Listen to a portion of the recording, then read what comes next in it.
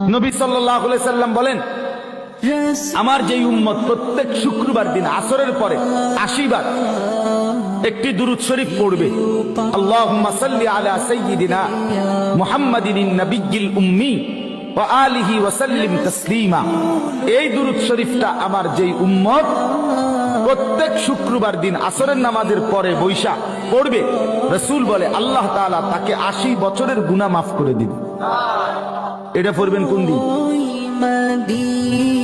এটা পড়বেন না, এটা পড়তেন না, এটা জিলাপি নাই, এটার লগে কি নাই? জিলাপি।